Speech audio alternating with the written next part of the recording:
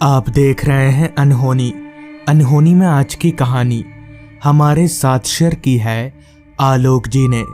तो चलिए बढ़ते हैं आज की इस कहानी की ओर। बहुत सालों के बाद हम तीन दोस्त एक जगह इकट्ठा हुए तो हम सभी आपस में मिलकर काफ़ी खुश थे। दरअसल हम तीनों दोस्त दूसरे शहर में रहकर काम किया करते हैं, लेकिन इस बार हम तीनों साल के आखिरी सप्ताह में अपने अपने कामों से छुट्टी लेकर घर आए हैं। तो मैंने अपने दोनों दोस्तों को आज रात खाने पर बुलाया है। खाना पीना खाने के बाद मैंने अपने दोनों दोस्तों को यहीं पर रहने के लिए बोला। पहले तो वो दोनों नहीं मान रहे थे, मगर मेरे काफ़ी जिद करने पर वो दोनों मान गए, जिसके बाद हम तीनों मेरे कमरे में सोने चले गए। मगर हम तीनों को आज रात कहाँ नींद आने वाली थी। हम बिस्तर पर लेटकर बातें करने लगे। अभी हम बातें कर ही रहे थे कि तभी मैंने कहा, यार हम तीनों कितने सालों से कहीं घूमने नहीं गए। इस पर मेरे दोस्त आकाश ने कहा, हाँ यार सच में काफ़ी साल हो गए, तो चलो इस बार कहीं घूम कर आते हैं। आकाश के ये बोलते ही हम तीनों दोस्त इस सोच में पड़ गए कि आखिर जाएं तो जाएं कहाँ। जिसके बाद हमने तय किया कि हम उदयपुर घूमने जाएंगे, जिसके लिए हम कल शाम को अपने घर से आकाश के घर पहुंचेंगे और वहां से आकाश के कार के सहारे उदयपुर की तरफ निकल पड़ेंगे। सारी बात तय करने के बाद हम फटाफट से सो गए, क्योंकि कल सुबह हमें काफ़ी सारी तैयारी भी करनी थी, लेकिन एक्साइटमेंट के कारण हमें नींद नहीं आ रही थी। कुछ देर की मशक्कत करने के बाद नींद ने हमें अपने आगोश में ले लिया। फिर सुबह जब हमारी आंख खुली तो वक्त हो रहा था सुबह के 8 बजे का, जिसके बाद हम फटाफट से उठे। अजय और आकाश अपने अपने घर चले गए थे, क्योंकि उन्हें भी काफ़ी सारी तैयारी करनी थी। खैर उनके जाने के बाद मैंने सारी तैयारी शुरू कर दी। मुझे दोपहर के 4 बजे आकाश के घर जाना था, तो अभी मेरे पास काफ़ी समय था। उदयपुर में हम 3 दिन रहने वाले थे, तो मैंने अपनी 3 जोड़ी कपड़े ले लिए। जिसके बाद सारी तैयारी करके ठीक 3:30 बजे मैं आकाश के घर जाने के लिए अपने घर से निकला। आकाश का घर मेरे घर से थोड़ी ही दूरी पर था, तो मैं करीब 15 मिनट पैदल चलने के बाद आकाश के घर पहुंच गया, जहां आकाश पहले से ही तैयार था। बस अब बारी थी तो अजय के आने की। तकरीबन 5 मिनट और इंतज़ार करने के बाद अजय वहां आ गया, जिसके बाद हम आकाश के कार में बैठकर उदयपुर की तरफ आगे बढ़ने लगे। हमारे यहाँ से उदयपुर लगभग 700 किलोमीटर दूर था, तो हमें वहां पहुंचने में काफ़ी समय लगने वाला था। लेकिन भले की बात तो ये थी कि हम 3 जन थे, तो बातें करते करते समय और सफ़र का पता ही नहीं चलेगा। और ठीक ऐसा ही हुआ। बातें करते करते कब 2 घंटे बीत गए पता ही नहीं चला। अब हम काफ़ी आगे आ चुके थे और अब आसमान में भी दिन के उजाले की जगह रात के अंधेरे ने ले ली थी, और वक्त हो रहा था रात के 7 बजे का। इस पर मैंने अपने दोस्त आकाश से कहा, आकाश हम लोग रात को किसी होटल में रुक जाते हैं, रात को कार चलाना सेफ नहीं रहेगा। इस पर आकाश ने कहा, अच्छा ठीक है, रात को हम किसी होटल में रुक जाएंगे। जिसके बाद हम वापस से आगे बढ़ने लगे।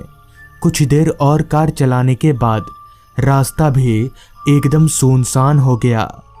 साथ ही अंधेरे ने तो पूरे रास्ते को इस कदर घेर लिया था कि हमारी हेडलाइट की रोशनी भी उस अंधेरे के सामने ना के बराबर मालूम पड़ रही थी।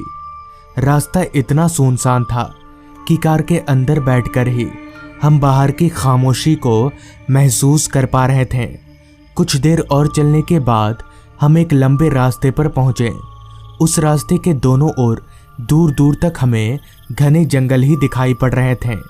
ये पहले वाले रास्ते से भी ज़्यादा वीरान रास्ता था, जिस कारण आकाश ने कार को काफ़ी रफ्तार कर दिया और बहुत ही तेज़ी से उस रास्ते को कार से निकालने लगा कि तभी हमें किसी के रोने की आवाज़ सुनाई पड़ी। उस आवाज़ को सुनकर हम एकदम से हैरान हो गए कि भला इतनी रात को इस वीरान रास्ते पर कौन रो रहा होगा। मगर फिर भी एक बार हम तीनों ने कार रोककर खिड़की से बाहर देखा तो बाहर हमें कोई नहीं दिखा। जिसके बाद हम वापस से कार स्टार्ट करके आगे बढ़ने लगे, लेकिन वो रोने की आवाज़ हमें अभी भी साफ तौर पर सुनाई पड़ रही थी। कुछ दूर आगे जाने के बाद हमें रास्ते के किनारे एक आदमी बैठा हुआ दिखा और साथ ही वो आदमी रो रहा था। उस आदमी को देखकर हम तीनों समझ गए कि यह रोने की आवाज़ इसी आदमी की थी। मगर साथ ही साथ हमें एक और बात हैरान करने वाली लगी कि अगर ये आदमी यहाँ बैठकर रो रहा है तो इसके रोने की आवाज़ हमें इतने पीछे से कैसे सुनाई पड़ रही थी। खैर, अभी मैं हैरानगी भरी नज़रों से उस आदमी को देख ही रहा था कि तभी आकाश ने कहा, लगता है ये आदमी कोई मुसीबत में है, हमें इसकी मदद करनी चाहिए। लेकिन मुझे आकाश की ये बात ठीक नहीं लगी, क्योंकि ये आदमी कोई गलत इंसान भी हो सकता था, मगर ये भी हो सकता है कि सच में वो कोई मुसीबत में हो। ये सोचकर मैंने आकाश को बाहर जाने से नहीं रोका। जिसके बाद हम तीनों कार से उतरकर उस आदमी के पास गए। उस आदमी के पास खड़े होते ही आकाश ने उस आदमी से कहा, क्या बात है भाई साहब, आप रो क्यों रहे हैं? इस पर उस आदमी ने कुछ कहा तो नहीं, बस सामने की तरफ हाथ का इशारा कर दिया। हमें समझ नहीं आ रहा था कि वो आदमी रो क्यों रहा है और हमें क्या दिखाने की कोशिश कर रहा है।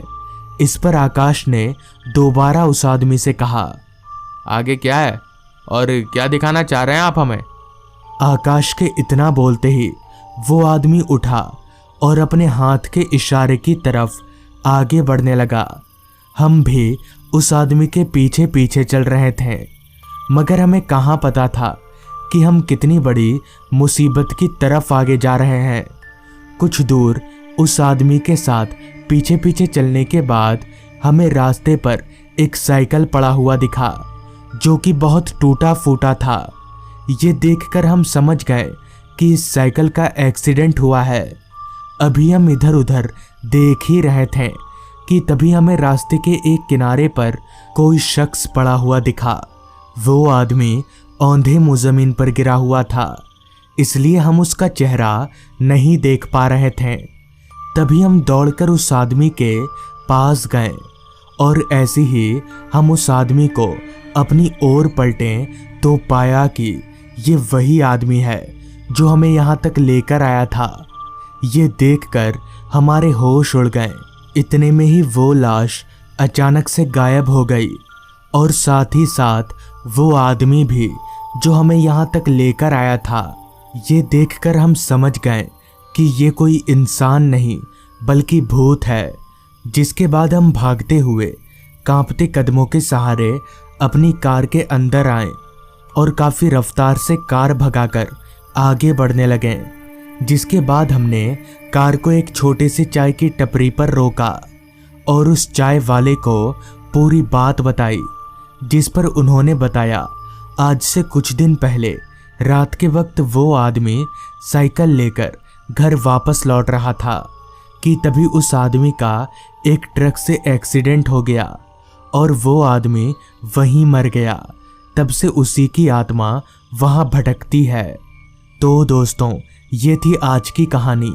अगर आपको ये कहानी पसंद आई हो तो चैनल को ज़रूर सब्सक्राइब कर लें। तो मैं आपका दोस्त आर्यन जल्द ही मिलूँगा आपसे ऐसी ही एक कहानी के साथ।